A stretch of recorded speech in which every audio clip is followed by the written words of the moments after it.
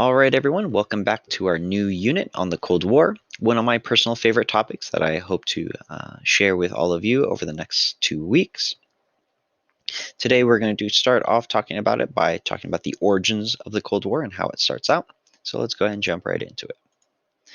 So today, we are going to be looking at our guiding questions. Why is it called a Cold War? What does that term even mean?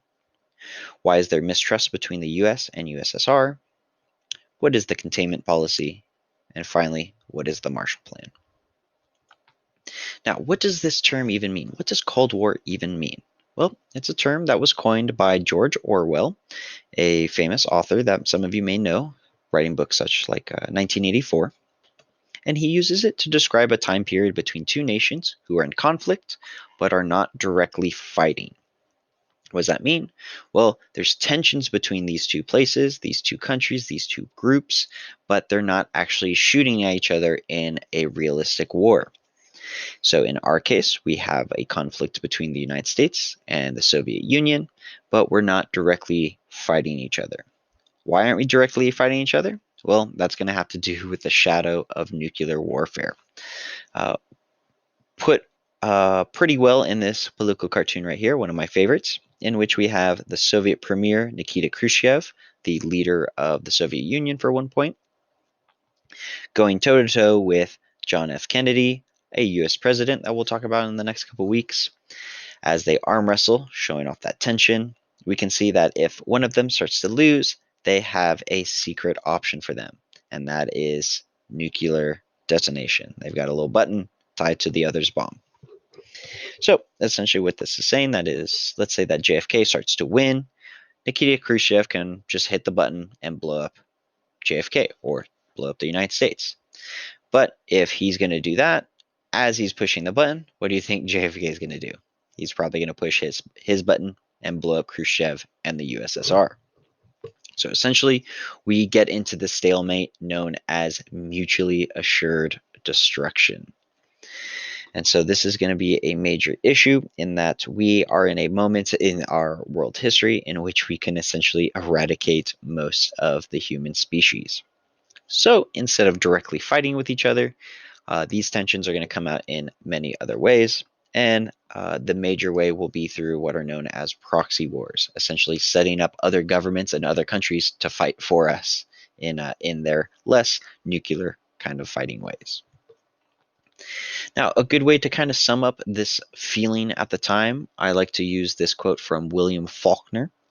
He is another famous author, and in his Nobel Prize of Literature acceptance speech, he's going to say, "Our tragedy today is a general and universal physical fear, so long sustained by now that we can even bear it. There are no longer problems of the spirit. There is only the question, when will I be blown up?" So take a moment, reread it if you need to, and let me know what you think he's trying to tell us here. Well, essentially what he's trying to tell us is that this is now the world's problem. When will I be blown up? In this case, he's talking about the issues that young writers are going to be writing about in the future. And while the majority of writers for a long time, for a few hundred years at least, have been writing about problems of the human spirit, now that's all been glossed over by the universal physical fear. When will I be blown up, right?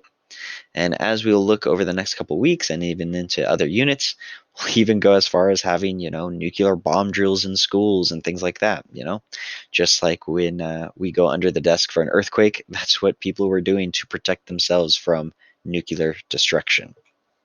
And so the fear is when will me, my family, everyone I know, and everything around me just be completely destroyed, right? A true fear indeed. Now, how does this situation even come about? Well, that has to do with what happens during World War II.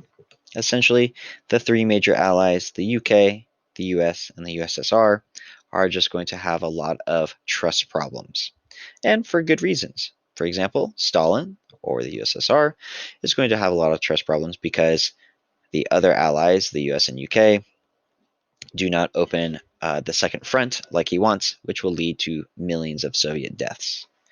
On the other hand, FDR and Churchill are going to fear communism, mainly because Stalin is a dictator. He is a ruthless leader in his country.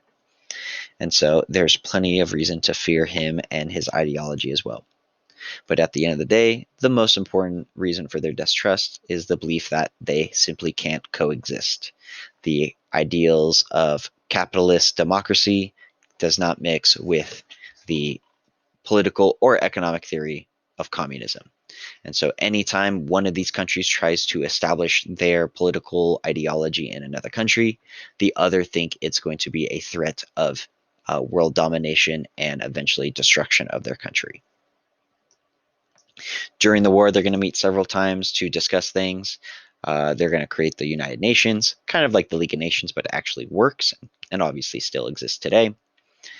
The division of Germany is going to be a big thing, which we'll talk about in our Zoom class tomorrow. And then the deal with Poland and East Europe, these territories that the Soviet Union have occupied.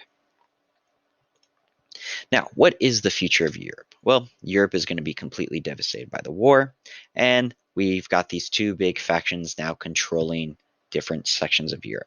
The US and UK are going to mainly control the western half of Europe, mainly shown in pink here, while the Russians are going to hold their territory from what they gained during the war as theirs. The major split will happen in Germany, in which the country will literally be split into 4 pieces. And again, we'll talk about that a little bit more tomorrow.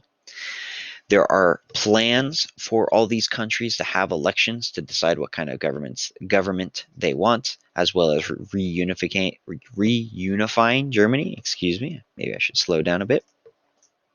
However, the problem is going to arise that Stalin doesn't really want to give up these countries here. Why? Well, they provide a nice little buffer between these evil capitalist democracies, right? Same thing, though, on the US side. We're not really interested in giving up these territories to the Soviets because it helps promote our ideology. And so Stalin is going to form what is known as an Eastern Bloc and form his own personal little satellite countries. And then we are going to prop up Western Europe, which we'll talk about in a moment.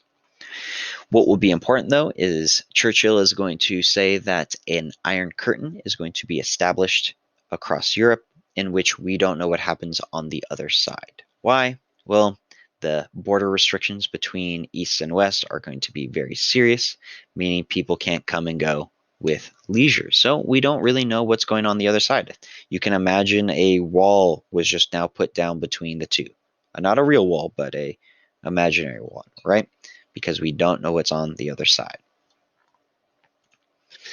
Now, to fight communism, we come up with the idea of containment. Obviously, we can't defeat it. It's pretty powerful.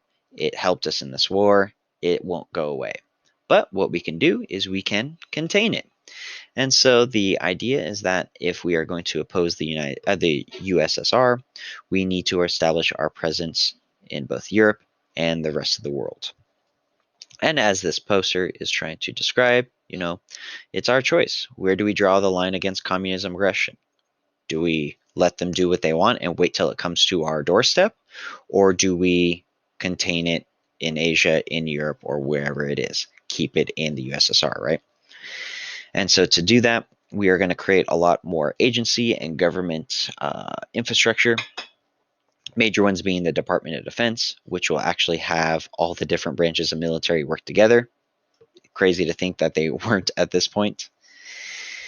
The CIA, the Central Intelligence Agency, essentially our spy network to find out what's going on in the USSR, and the National Security Council, a domestic group trying to protect us from communist threats. Now, just like with the Monroe Doctrine and the Roosevelt Corollary, Truman, our president now, is going to establish his own doctrine. Why does he do it? Well, there is an issue going on in Greece and Turkey in which they are potentially at risk of collapse. Why is this a problem for us? Well, countries who are at risk of collapse are usually more willing to try other forms of government. So we are worried that if Greece and Turkey does collapse, the USSR will come in and make a couple more satellite states. And obviously that doesn't work for the idea of containment, right? And so Truman and the government are going to authorize the spending of $400 million, or 5.5 billion today, in aid and military weapons to Greece and Turkey. This kind of injection of money is enough to prop their governments back up and keep them as our allies.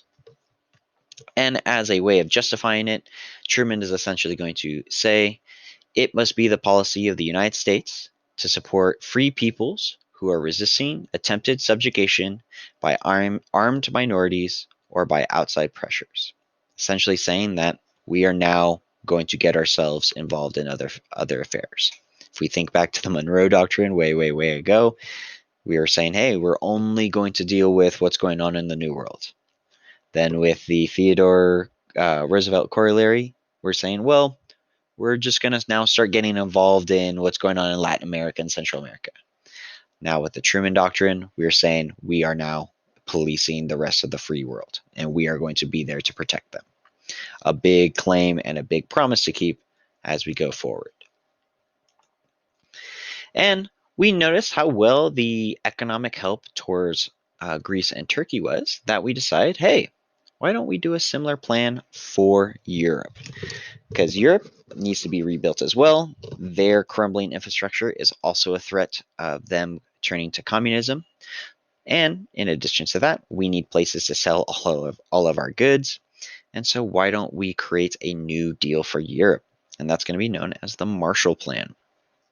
Essentially, between 1948 and 1952, we're going to send $12 billion, equivalent to $130 billion today, to Europe in order to build up their infrastructure.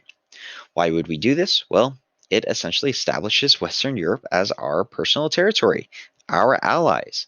So much so that we're going to create a group against communism called NATO, the North Atlantic Treaty Organization, that is going to be centered around us. They are going to promise to help defend us against the Soviet Union and communist beliefs. Stalin and the Soviets are going to be very upset at this, obviously, and they're going to try and do a very similar idea in their own countries and eventually form their own group called the Warsaw Pact. This little political cartoon does a really good job at explaining what the idea of the Marshall Plan is. You know, we've got Marshall here, the thinker behind the plan. And look at all the resources we have here in America, right? On our side of the fence. We've got what are these calls?